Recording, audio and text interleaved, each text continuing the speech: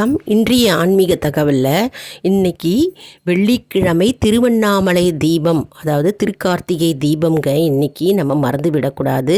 கிருத்திகையும் பிரதோஷமும் சேர்ந்து வருகிறது. அதாவது இன்னைக்கு முருகப்பெருமானுக்கும் சரி சிவபெருமானுக்கும் உகந்த நாள். அதனால் நம்ம இன்னைக்கு திருக்கார்த்திகை தீபம் குறைந்தபட்சம் நம்ம 27 அகல் விளக்கு ஏற்றணுங்க. 27 அகல் விளக்கு எதை குறிக்கும் என்றால் 27 நட்சத்திரத்தை குறிக்கும்.